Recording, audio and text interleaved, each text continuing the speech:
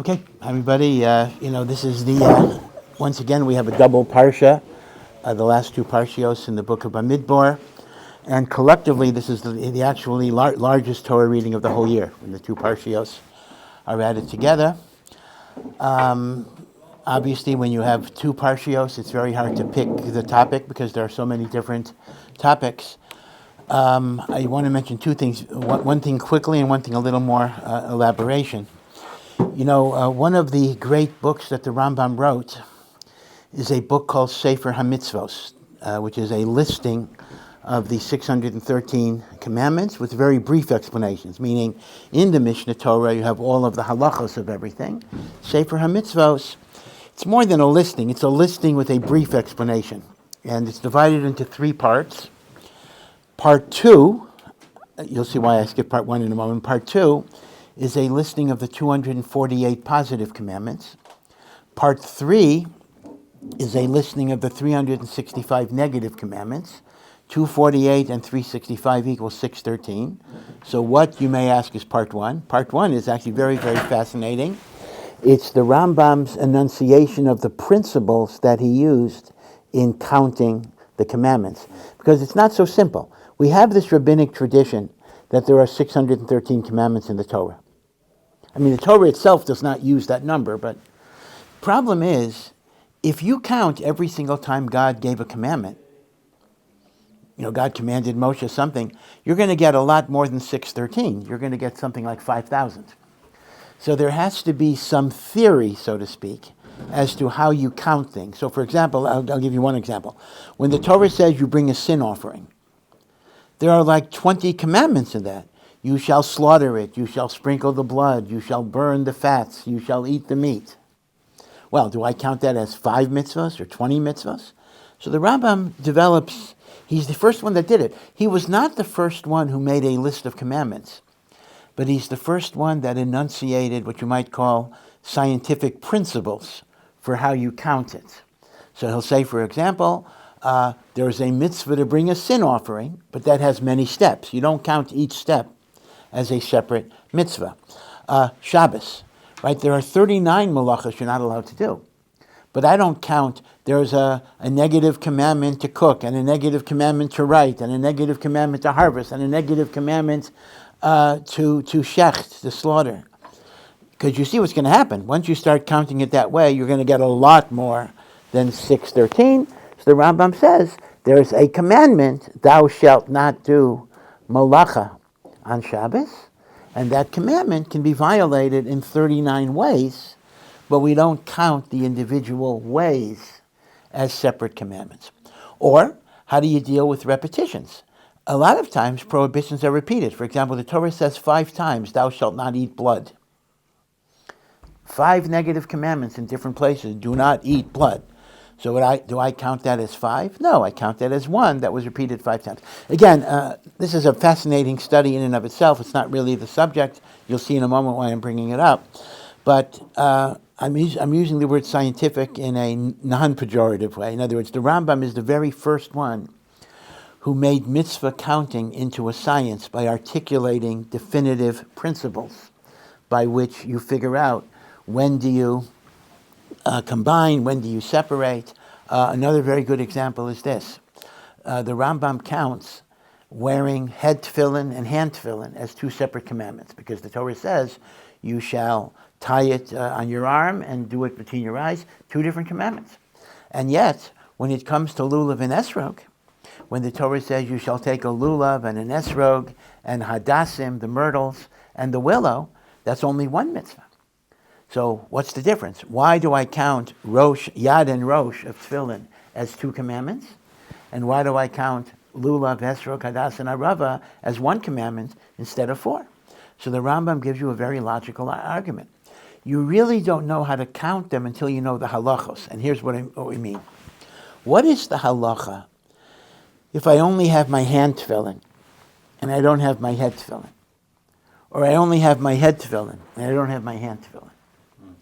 Do I put on the other one? Do I put on the one that I have? Or don't I put on the one that I have? The halacha is very, very clear. you put on the one that you have. So the Rambam says that proves, working backwards, that proves it got to be two mitzvahs because you can do one without the other. Masei came. If I only had an esrog and not a lulav, the halacha is it's not worth anything. Ergo, the four minim are not four commandments. They are one commandment. One commandment to take four things. If you're not going to take four things, there's no commandment at all. In other words, you work backwards from the halacha to determine how the mitzvahs would be counted. That's why tzitzis, right? There's a mitzvah to put fringes on each corner of your four-cornered garment. So, is that a mitzvah? Is that four mitzvahs? Put it on corner 1, put it on corner 2, put it on corner 3, put it on corner 4. No, it's not four mitzvahs, simply because if I only put it on 2 corners, I'd have 0. In fact, I wouldn't be allowed to wear it. In fact, it would be better. If I had tzitzis on only 2 corners, it would be better not to wear the garment at all than to wear the garment without kosher tzitzis. And the reason is very simple. Although we should wear tzitzis, of course we should, but technically, there is no obligation to wear. I shouldn't really say this, I don't want to give people the wrong idea. There is, I'm wearing my tzitzis, rest assured, but there is no obligation to wear tzitzis. The way the mitzvah works is, if you are wearing a 4-cornered garment, it must have the fringes. So if I wear a 4-cornered garment and it doesn't have all of the fringes, I'm committing a sin. If, on the other hand, I don't wear the 4-cornered garment, so it's true that I'm not fulfilling a great mitzvah, but there's no sin involved. There is no aveira. See, that's what tefillin is different. Tefillin, I have to wear tefillin. If I don't wear tefillin a given day, if I could have done that, I have a sin. If I didn't wear my tzitzis a given day, it's technically not an aveira. But what is an aveira is to wear a 4-cornered garment and not have the fringes.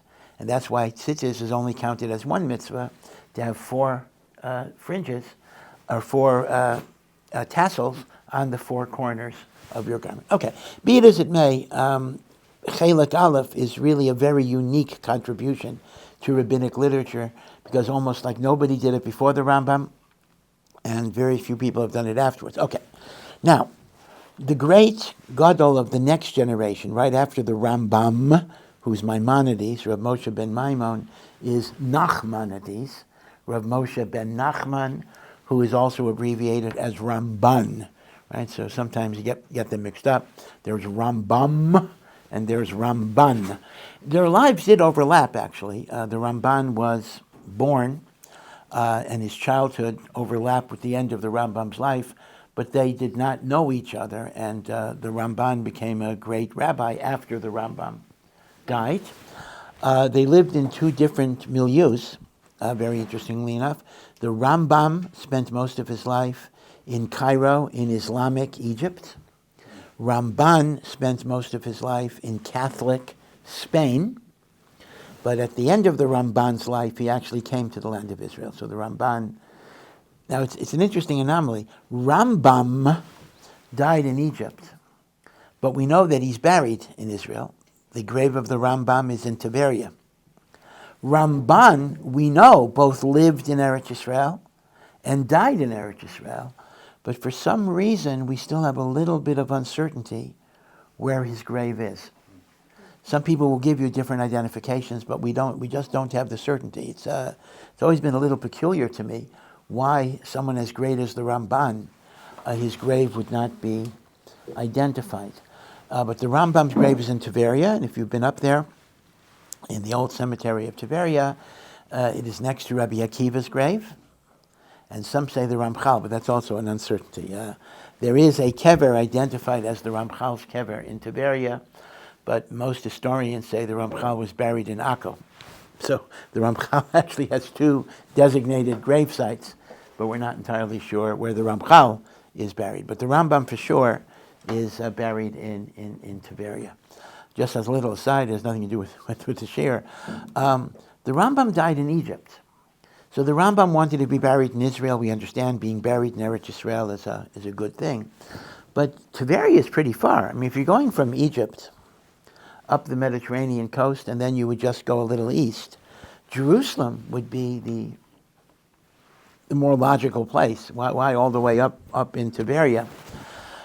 So the legend has it, and who knows if this is true or not, that the Rambam's coffin was on a wagon being driven by oxen, and the oxen refused to stop by Jerusalem. The oxen kept on going.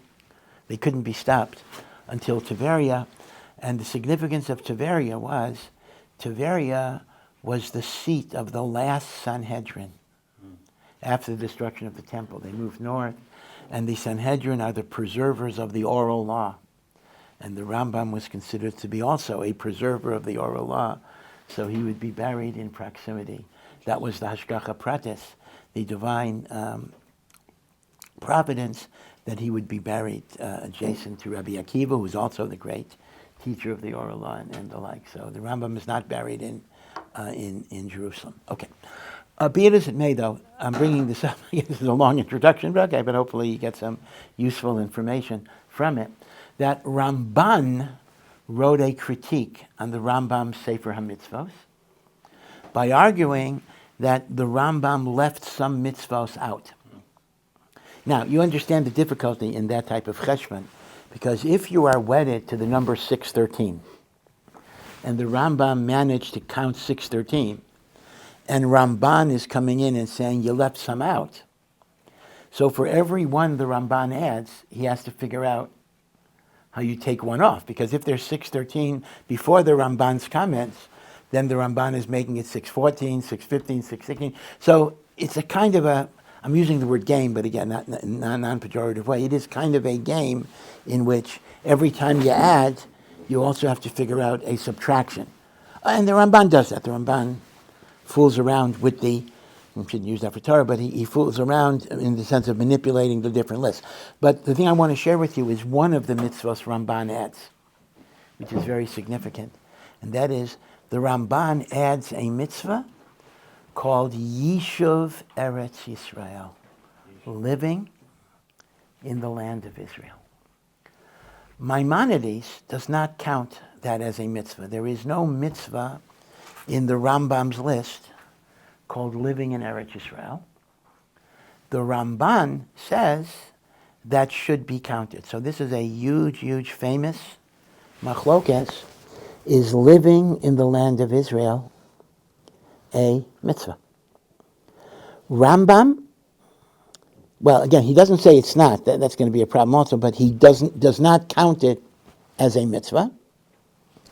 Ramban counts it as a mitzvah.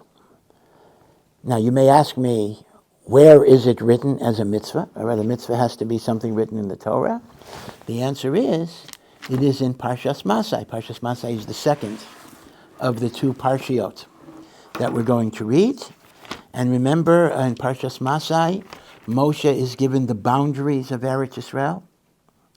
And that itself is very controversial. How do you interpret those boundaries in modern geography?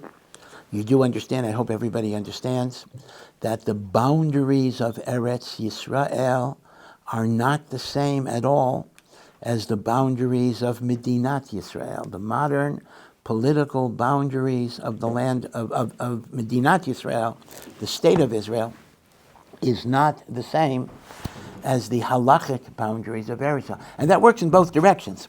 On one level, there are many areas outside of the state of Israel that technically are part of Eretz Yisrael, going into Jordan, Syria, and even Lebanon. On the other hand, it's also true, the other way is also true, that there are parts of the state of Israel that are technically not within the boundaries of the land of Israel. One example many say is Eilat. Right? Eilat, all the way at the south on the Dead Sea, is, many say, not everybody, but many do say, Eilat is not part of Eretz Yisrael. Politically, it is part of the state of Israel, certainly, but it's not part of Eretz Yisrael. That has some very interesting repercussions. According to many opinions, if you're in Eilat, you got to keep 2 days of Yom Tov, like you would do in America. Of course, in Eilat, it's kind of a non-religious city, so they don't even keep 1 day. But technically, you're supposed to keep 2 days. And more than that even, halachically, although people are very lenient, you're not supposed to leave the land of Israel. for vacations and the like. So many say, you're not allowed to go to Eilat because you're leaving Eretz Yisrael to go to Chutz La'aretz. Now, that issue of vacations, I mean, obviously, I'm not giving you a psak on this. I mean, poskim do allow it if you want to see your family and the like. But it's interesting that people don't think that going to Eilat is, I'm committing the sin of leaving Eretz Yisrael. But some opinions say, yeah, if you're not allowed to leave Eretz Yisrael unless you have a reason like visiting family, just going to a vacation in Eilat would be called leaving Eretz Yisrael. So it is important to recognize that the state of Israel and the land of Israel are overlapping. Certainly they're overlapping. I mean, Jerusalem is both state of Israel and land of Israel, but there are areas outside of the state that are still Eretz Yisrael, and there are areas within the state that are not Eretz. Okay, but after that, Hashem then says to Moshe, V'rishtem osa, they shall inherit the land. V'shaftem ba, and they shall dwell in the land. Now, some people just learn that that's the commandment to Yehoshua, that when they cross the Jordan, they should conquer the land. Meaning it's not a mitzvah forever, it's just a specific command for that time. Ramban argues. Ramban actually says there's a mitzvah d'oraisa. B'chol eis, every time, kol sha'ah, that a Jewish person is supposed to settle in the land of Israel. This is called the mitzvah of Yishuv Eretz Yisrael, and it is derived from the pasuk in Parshas Masei after the boundaries, V'rishtem osa, V'shaftem ba. And the Ramban makes the point, it's not only when there's a Beis HaMikdash, don't bring up the Beis HaMikdash thing. He says even when there's no Beis HaMikdash, there's a mitzvah to live in the land of Israel. Now again, remember that this is the view of Ramban. Rambam does not count, right? So I'm not telling you there is a mitzvah to live in Eretz Yisrael. I'm telling you that according to the Ramban, it is a mitzvah. Now, a few things. This mitzvah is actually divided into 4 parts. It's a 4-component mitzvah. The first component actually is a mitzvah to establish, now this is quite striking, Jewish sovereignty over all territory that is within the biblical boundaries, to be determined halachically, of Eretz Yisrael. In other words, it's not just a question of living here, it's a question of establishing Jewish sovereignty. Now, I want to point out that you may know, I'm not going to go into all of the sources today, but Neturei Karta. Now, Neturei Karta, which is Aramaic for guardians of the city, is a movement which takes the position that we are not allowed to establish a Jewish state until the coming of Mashiach. In other words, having a Jewish state is an aveira, because God put us into exile, and we're not allowed to end the exile until Mashiach comes. And this is a position that's associated with Neturei Karta, Satmar, Toldos Aaron. Now again, they're not against living in Israel. Many of them will live in Israel, but they don't recognize the state. Some of them have Jordanian passports. Whatever it will be. In Neturei Karta, there's Orthodox conservative reform. I mean, there's Reform Neturei Karta that's a little more lenient. They'll go on an Eged bus or something. But if you're a real ultra-Orthodox Neturei Karta, you will not go in an Eged bus. You will not allow the city to collect your garbage. If you're a real ultra-Orthodox Neturei Karta, and there aren't that many today because they want to live a regular life, you will not take advantage of even municipal services or anything else because you don't recognize the government. Now, I'm not going to address Neturei Karta right now. I just want to point out that it seems that Ramban is directly contradicting the Neturei Karta position. Because what is Ramban saying? The Ramban is saying the very first component of settling Eretz Yisrael is to conquer that territory and bring it under Jewish sovereignty. Now, Neturei Karta may have other sources. I'm not questioning that. I'm not I'm not even criticizing the Neturei Karta right now. I just want to point out that it's very, very clear from the Ramban's description of the first component of Yishuv Eretz Yisrael that not only is there nothing wrong with Jewish sovereignty, but Jewish sovereignty is a mitzvah. That is the first component of settling the land. Now, you can then make the argument, well, it's not a religious state, but that's a separate issue. See, it's important to understand this. Neturei Karta is not saying, well, they may also say that, but they're not saying, oh, the state is invalid because it's not religious. That's not what they're saying. They are saying that even if the prime minister and the cabinet and every member of the Knesset will be a full-time kollel person, I wonder what that would do to the country, and even if there were the Chafetz Chaim and Gadol Hador, it is forbidden to have a state. It's a very different argument. It's not the argument anti-religious state. The argument is the state by definition is anti-religious, no matter how religious everybody is. So all I'm saying is Ramban, right, that's my only point. I'm not criticizing anybody. Ramban apparently argues with that point. Now let me just finish this. That's component number one, Jewish sovereignty over the territory within the boundaries of Eretz Yisrael, which there's a lot of questions exactly how you interpret those verses, etc. Okay.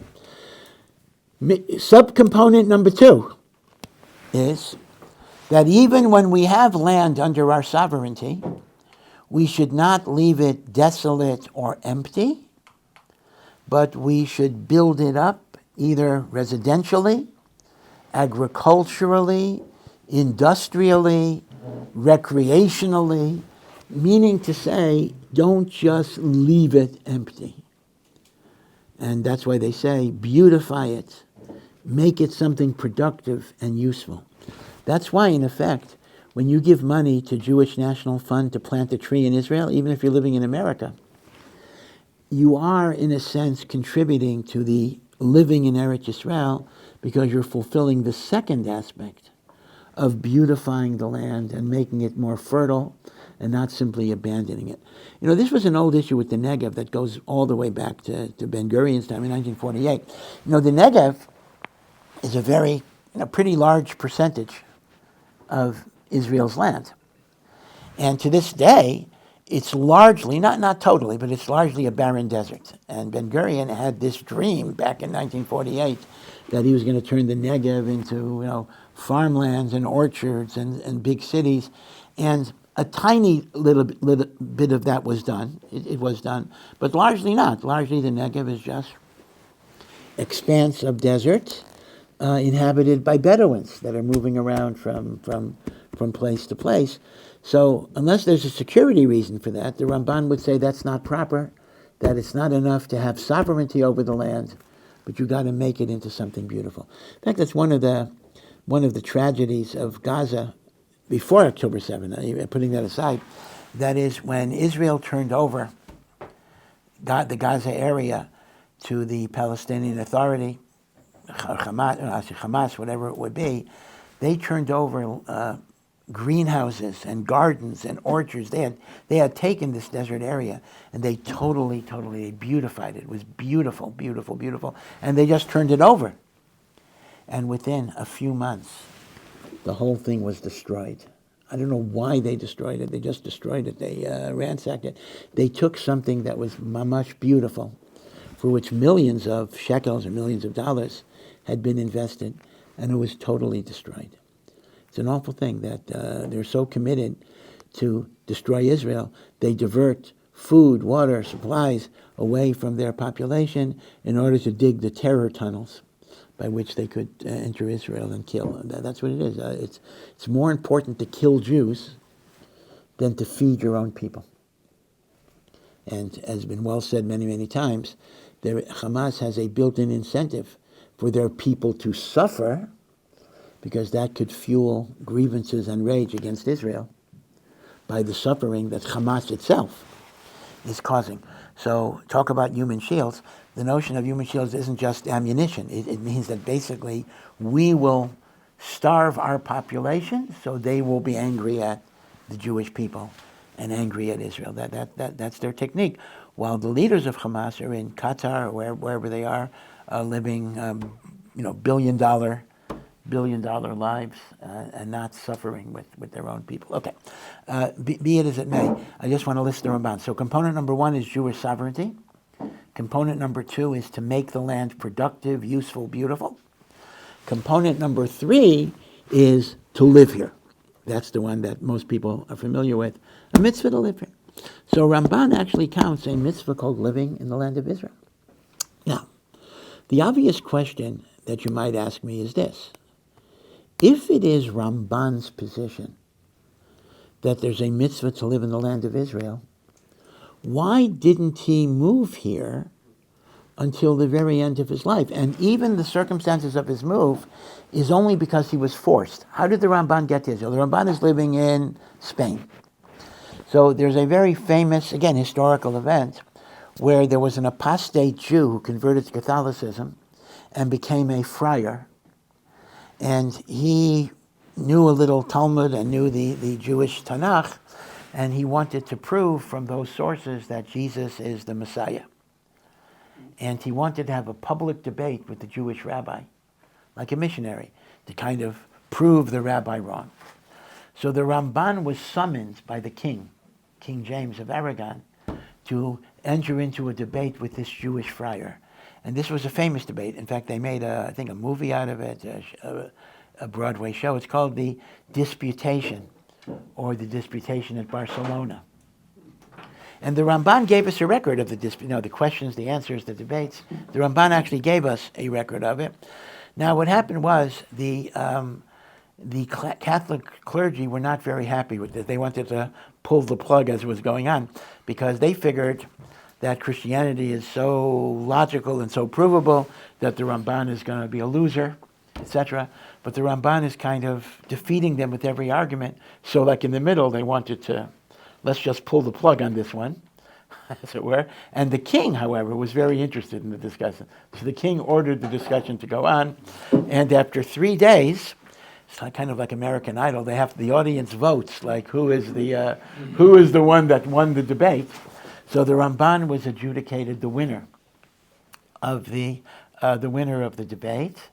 In fact, the king had a good line. The king said to him, "I've never seen such a good defense of things that are obviously false." So the king didn't believe in Torah, but he said, "Your defense was remarkable." But here's the problem.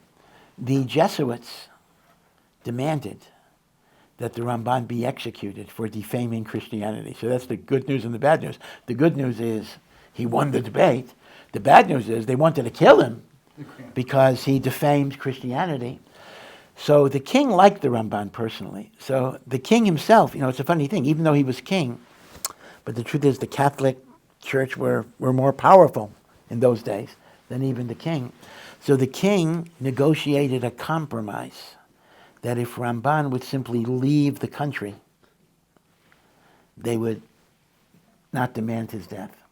So the Ramban was essentially forced out of Spain in order to avoid the death sentence for winning the disputation in Barcelona. So, good news is he won. Bad news is he got kicked out of Spain. Good news of the bad news is he decided to go to the land of Israel, and he wrote his great commentary on the Chumash in the land of Israel. And he spent around 5 years, maybe longer, in Eretz Yisrael.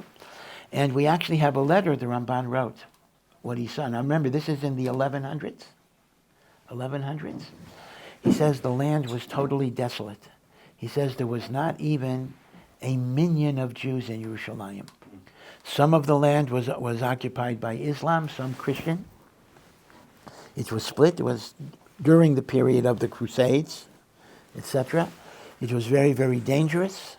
And the Ramban has a famous line, the holier the place, the more desolate and abandoned it was. So Jerusalem, the site of the temple.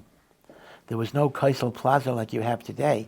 It was all covered in garbage over hundreds and hundreds of years, and all you had were like a few inches, imagine, just a few inches of the wall popping up. But the Ramban did establish a Beit Knesset in Yerushalayim, and it is the oldest continual, except for between 47 and between 48 and 67, it wasn't operating. But it is the Beit Knesset of the Ramban in the Old City. There's a synagogue next to the big churva, next to it, called the Synagogue of the Ramban. Now, the building is not the original building. The building is much, much later. But that site goes all the way back to the Ramban, Beit Knesset of the Ramban. So be it as it may, my question is simply this. If the Ramban maintained there was a mitzvah to live in the land of Israel, why didn't he go until he was kicked out, really towards the end of his life, more or less? So the truth is, we don't know for sure.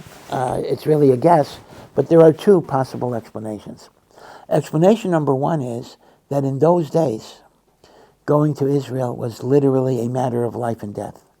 The trip was extraordinarily dangerous. There were pirates on the sea route. There were wild animals on the land routes, etc.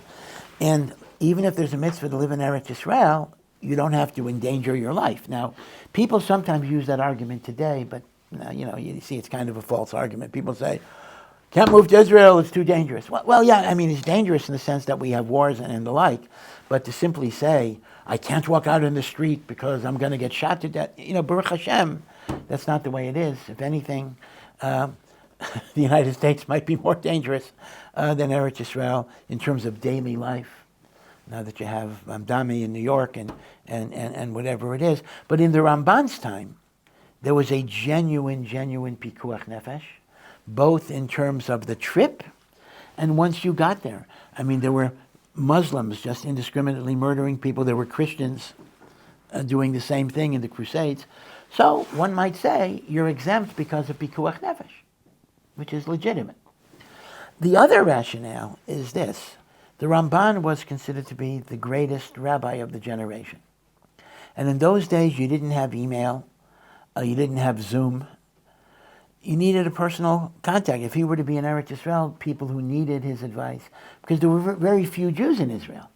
So if you regard your mission as helping the Jewish people, then in those days when you didn't have instant communications, you needed to be where the population center was. Now, does that apply today? Less clear, because today, even if you're in Israel, you could still, but still, many rabbis of communities who'd like to live in Israel make a decision not to make Aliyah because the community needs them. Now, it's an interesting issue. I myself, I was a synagogue rabbi for 25 years, and certainly one of the considerations is, will the community survive without me? So you have to be realistically modest, meaning there are some rabbis, indeed, who are so absolutely indispensable for their community that if they leave, it's going to die, and they may have a responsibility to stay. For most of us, it's not quite that situation. Most of us are replaceable on some level, meaning the community is not going to die. In fact, they say there are two things a rabbi is afraid of when he decides to make Aliyah. One is the community will fall apart, and that's very serious. The other is they'll do great, which also, they didn't need me. Okay, whatever it is. But whether that applies to a modern rabbi, which depends on the community, it certainly did apply to the Ramban when you didn't have communication. So that's a second reason why maybe the Ramban didn't go. One, because of pikuach nefesh. The other, because he was needed. In fact, Lubavitcher Rebbe actually said, even in modern times, people did raise the question with Lubavitcher Rebbe, number one, why didn't he live in Israel? But number two, even more than that, he never visited Eretz Yisrael. He never went to the land of Israel. His father-in-law did, but the Rebbe himself did not. So the Rebbe explained an interesting thing. He took the position that once you come to Eretz Yisrael, you're not allowed to leave, which is already a very strict position. And he then said, so if I go on a trip, I'm basically moving here. I don't want to move here because all of the Hasidim, or most of the Hasidim are located outside, so I need to be where the Hasidim are.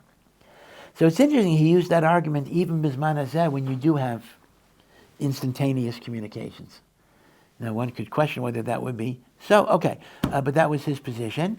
And one might certainly say that that was the Ramban's. That would be the Ramban's position. Now, so according to the Ramban, there's a mitzvah min Torah to live in the land of Israel. Okay, so let's ask the question. So does that mean everybody has to, according to Ramban, everybody has to live here, meaning there's no excuse? Or would the Ramban also concede that there are exemptions from that mitzvah? That's a very important question. Because if we follow Ramban, I do have to ask myself, there's a mitzvah to live here. If there's a mitzvah to live here, why aren't I here? So the truth is, it is not as cut and dried and mechanical as you might think, because even like the Ramban, there are cases where you're not obligated to live here, and even if you're living here, you can move back. And there's the big three. The big three is, one can leave Eretz Yisrael, so I'm just going to enumerate them. Lilmod Torah, to study Torah. I'll go back and explain this. Lisa Isha, to find a wife. And Parnasa, to make a decent living. These are the big three justifications for not making aliyah: Torah study, marriage, Parnasa. Now, each of these things, however, needs some explication. I don't have to go to Israel in order for me to learn Torah. Well, here's the question. There have been times in our history where there were so few Jews in Israel and there was so much persecution that there wasn't a lot of Torah study, and perhaps you could have done better Torah study in Europe. But today, where every 2 houses is a yeshiva, can a person realistically say, I'm not making aliyah in order to learn Torah? How does that work today when there's so much Torah learning in the land of Israel? The answer is it still applies today, because learning Torah doesn't just mean there's yeshivas around. People develop individual connections with certain teachers, certain rabbis. So if you have a unique relationship with somebody, and that is the one from whom you get your Torah, so that would be a cheshbon. Now, I'm a little equivocal here. The reason I'm equivocal is the following. You have to differentiate psychologically, and this is not an easy thing, between a need and a preference, meaning the following. Obviously, if I have a rabbi that I'm very close to in LA, and I come to Israel, so in a sense I'll be less connected. But that doesn't mean I'm not going to find a replacement. That doesn't mean in time I can't develop a strong connection. So the mere fact that there's going to be a certain amount of adjustment and a certain amount of discomfort, that's not really enough of an excuse. But if it's a situation where this person is so special and so unique, and I feel maybe psychologically and emotionally, I'm not going to be able to have a connection, that would fall under the paradigm of Lilmod Torah. Okay? So again, I'm not giving you any specific guidance, but I guess the point I want to make is that according to Ramban, you got to take Aliyah seriously. So here's the way I put it. You must ask yourself the question, why am I not living here? You may have a good answer. That's the point. I'm not saying you have to live here. But you have to ask the question.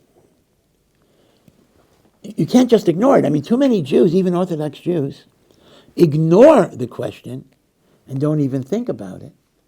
How can that be? According to Ramban, at least, it's a mitzvah. It's a mitzvah with exemptions.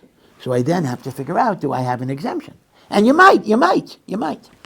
Now, similarly, Lisa Isha. So Lisa Isha would mean, if I can't find a wife, I'm single. So I go to Los Angeles to find a wife. And if she wants to live in LA, I'll live in LA. But I would also say that Lisa Isha could be expanded to include shalom bayis of existing marriages. Let's say your wife is miserable here. Once again, you try to get over it, try to adjust. But if Lamaisa, you have to choose between your wife and living in Israel, you go with your wife. Your shalom bayis is ultimately more important. I would even add that nichlal in Lisa Isha is also raising your children, one of the most difficult issues. of Olim is whether their children would be able to adjust to the educational system here. This is a huge issue, and people have very strong feelings about this. So there are people who may be taking extreme.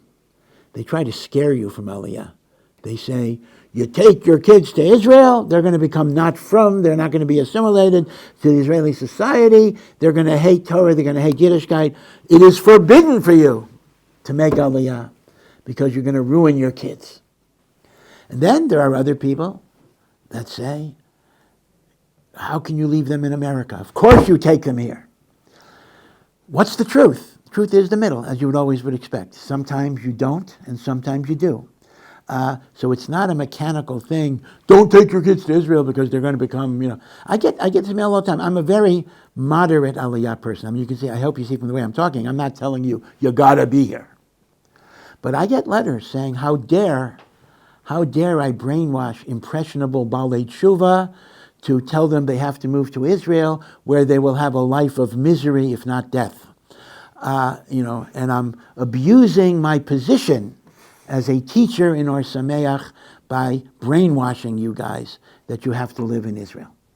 Well, I'm not telling you have to live in Israel, but I am telling you have to ask the question and then come to your conclusions. Lilmod Torah, do you have a unique connection to a rabbi? Lisa Isha, what is good for your shalom bayis? What is good for your children? Important questions. And even the final one, Parnasa. Now, Parnasa is an interesting issue. If it means, I don't have to live in Israel unless I get a salary equal to what I would make in America. Well, if that's going to be your definition of Parnasa, well, I'll tell you up front, nobody would move here because by definition, you're going to make less money. So that's not what we're talking about.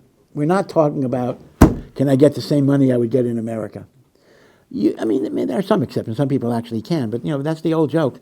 How do you become a millionaire in Israel? You bring 2 million. That's the way you become a millionaire in Israel. So we're not talking about I get the same income I would get, but can I have a reasonable standard of living? Meaning, if I have to live on bread and water, can't get a job, etc. So that would be a reasonable basis for not making Aliyah. But once again, you at least have to investigate it. Okay, so all I'm saying is the classical 3 heterim, learn Torah, marriage, and Parnasa, are heterim even within the Ramban, who says it is a mitzvah, but the mitzvah can be subject to these different heterim. Now, the other side of the coin, though, is interesting, and that is, you're analyzing it according to the Ramban. But what about Rambam? Rambam doesn't count it as a mitzvah at all.